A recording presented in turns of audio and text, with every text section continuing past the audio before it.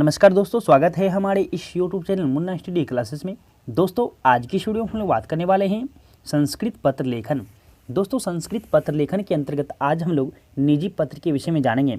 दोस्तों आज हम लोग माता या पिता के पास एक ही पत्र के माध्यम से समझने का प्रयास करते हैं। दोस्तों मैं आपको एक ही पत्र के माध्यम से माता या पिता के पास पत्र लिखना सिखाऊंगा। तो दोस्तों वीडियो के अंत तक बने रहे ताकि वीडियो पूरी अच्छी तरीके से आपको समझ में आ जाए और बिहार बोर्ड के एग्जाम में किसी तरह का कोई दिक्कत ना हो। जैसे कि दोस्तों आप लोग को पहले से पता होगा कि पैटर्न चेंज हो चुका है। पैटर्न चेंज होने के कारण संस्कृत में 2 पत्र पूछे जाते हैं। यदि दोनों पत्रों का आप जवाब देते हैं तो बिहार बोर्ड के द्वारा आपको कुल 8 अंक प्राप्त होता है। यदि हाँ दोस्तों आप हमारे इस चैनल पर नए हैं तो हमारे चैनल को सब्सक्राइब करें और बेल आइकन को प्रेस करें ताकि नए नए वीडियो का नोटिफिकेशन सबसे पहले आपको मिले। तो चलिए दोस्तों वीडियो को स्टार्ट करते हैं। दोस्तों आपको बोर्ड एग्जाम में किस प्रकार के प्रश्न पूछे जा सकते हैं। यदि आपको प्रश्न रहे कि पिता के पास संस्कृत में एक पत्र लिखे, हो सकता है वहाँ आपको माता के पास संस्कृत में पत्र लिखने के लिए कहा जाए। कोई बात नहीं दोस्तों, माता के पास कहे या पिता के पास कहे, आप इस पत्र को वहाँ पर लिख सकते हैं। हमारा दूसरा टाइप का क्वेश्चन जो हो सकता है वो है पिता के पास संस्कृत में एक निमंत्रण या आमंत्रण पत्र लिखें। निमंत्रण या आमंत्रण पत्र क्या होता है दोस्तों कि आप जो है निमंत्रण बुलावा भेजे हैं तो बुलावा भेजने के लिए एक पत्र होता है जिसको हम लोग निमंत्रण पत्र कहते हैं। तो आपको वहाँ पर हो सकता है पिता के पास ना पूछ करके माता के पास पूछ दे तो वहाँ पर भी आप इस पत्र को लिख सकते हैं। वो तरीका मैं आपको बताऊंगा। अगला जो हमारा टाइप हो सकता है, यदि आपको क्वेश्चन रहे विद्यालय में हो रहे वार्षिक उत्सव पर आमंत्रण के लिए पिता को एक पत्र लिखें। वहाँ आपको माता या पिता के पास किसी भी तरह का पत्र रहे, यदि उसमें वार्षिक उत्सव का वर्णन से संबंधित पूछा जाए तो आप वहाँ पर इस पत्र को लिख सकते हैं। तो लिखना किस तरह से है दोस्तों, तो चलिए मैं आपको बताता हूँ। जिस प्रकार हम लोग हिंदी में लिखते हैं पूज्य और पिताजी सादर प्रणाम, ठीक उसी तरह से दोस्तों संस्कृत में भी होता है। आपको क्या करना है, बस उस शब्द का संस्कृत बना देना है। लिखना है पूज्य पितृ महोदय, यानी पूज्यवर पिताजी या पूजनीय पिताजी। आप यदि माता के पास लिखिएगा तो आप यहाँ पे शब्द लिखिएगा पूज्य मातृ महोदया, पूज्य मातृ महोदया। आगे लिखना है सादरम प्रणाम। दोस्तों आप पिता के पास पत्र लिखिए या माता के पास, इस लाइन को आपको वहाँ पे लिखना है। आगे लिखना है पैराग्राफ चेंज करके अहम अत्र कुशलम तत्रस्तु, मैं यहाँ कुशल हूँ वहाँ भी वैसा हो, अर्थात मैं यहाँ कुशल हूँ आप भी वहाँ कुशल होंगे। इस शब्द का प्रयोग आपको हमेशा करना है, चाहे पिता के पास पत्र लिखिए या माता के पास।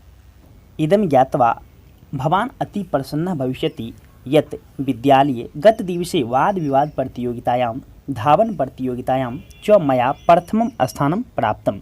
यानी इदम का अर्थ यह, ज्ञात्वा का अर्थ जानकर, भवान का अर्थ आप, अति प्रसन्न बहुत प्रसन्न, भविष्यति होंगे, यत् का अर्थ की, विद्यालय का अर्थ विद्यालय में, गत दिवसे पिछले दिन, वाद विवाद प्रतियोगितायां वाद विवाद प्रतियोगिता में, धावन प्रतियोगितायां च और दौड़ प्रतियोगिता में, मया का अर्थ मेरे द्वारा, प्रथम मतलब पहला, स्थानम मतलब स्थान, प्राप्त मतलब प्राप्त किया गया। अर्थात यह जानकर आप बहुत प्रसन्न होंगे कि विद्यालय में पिछले दिन वाद विवाद प्रतियोगिता में और दौड़ प्रतियोगिता में मेरे द्वारा प्रथम स्थान प्राप्त किया गया। अस्य वर्षस्य नवम कक्षायाः वार्षिक परीक्षायाम् अपि मया एव प्रथमं स्थानं लब्धम। अर्थात अस्य का अर्थ इसका, वर्षस्य का अर्थ वर्ष का, नवम कक्षायाः का अर्थ नवम कक्षा का, वार्षिक परीक्षा में, अपि का अर्थ भी, मया का अर्थ मेरे द्वारा, एव का अर्थ ही, प्रथमम का अर्थ पहला, स्थानम का अर्थ स्थान, लब्धम का अर्थ प्राप्त किया गया। अर्थात इस वर्ष के नवम कक्षा की वार्षिक परीक्षा में भी मेरे द्वारा ही प्रथम स्थान प्राप्त किया गया। अस्मिन् वर्षे वार्षिक उत्सवे मया 3 पुरस्काराः प्राप्स्यन्ते। अर्थात इस वर्ष के वार्षिक उत्सव में मेरे द्वारा 3 पुरस्कार प्राप्त किया जाएगा। आगे आपको पैराग्राफ चेंज करके लिखना है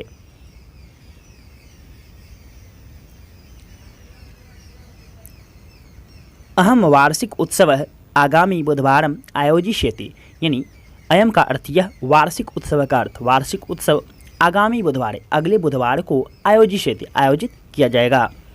कहते हैं यह वार्षिक उत्सव अगले बुधवार को आयोजित किया जाएगा।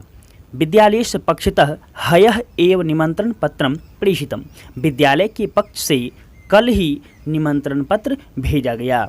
अहम अपि भवान सूचयामि यत् भवान मात्रशः अवश्यम आगस्तु मम च उत्साहवर्धनम। अर्थात मैं भी आपको सूचित करता हूँ कि आप माता के साथ अवश्य आएँ और मेरी उत्साह को बढ़ाएं।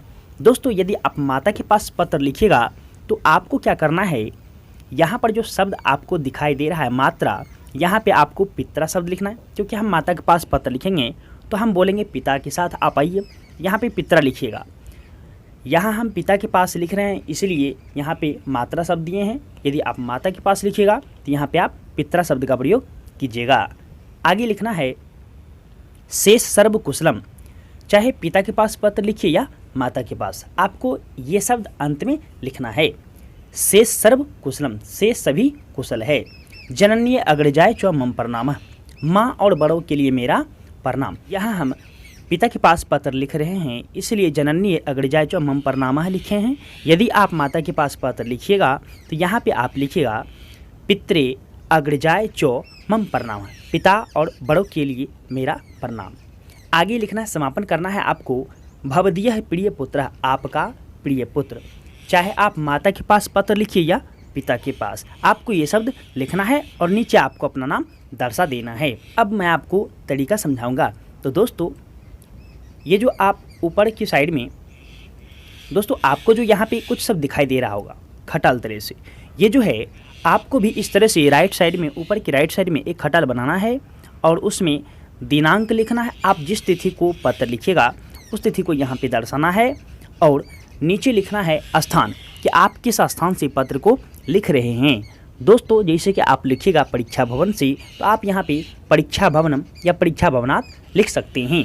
और ये लिखना कहाँ है, तो जहाँ से आप पितृ महोदय लिखिएगा उसी के बराबर में आपको ये खटाल बनाना है और पूरे राइट साइड में।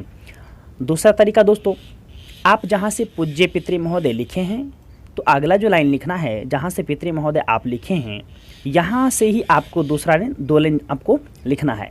विशेष सारे लाइन आपको जहाँ से पूज्य पितृ महोदय लिखे हैं इसी के बराबर में आपको लिखना है। और समापन दोस्तों आपको बिल्कुल राइट साइड में करना है, समापन बिल्कुल राइट साइड में करना है। यदि दोस्तों ये तरीका आप फॉलो करते हैं, इस तरह से पत्र लिखते हैं, तो आपको बिहार बोर्ड में एक भी नंबर नहीं कटेगा। दोस्तों, यदि यह वीडियो आपको अच्छा लगे तो हमारे इस वीडियो को लाइक और चैनल को सब्सक्राइब जरूर करें। मिलते हैं फिर अगले वीडियो में, तब तक के लिए धन्यवाद।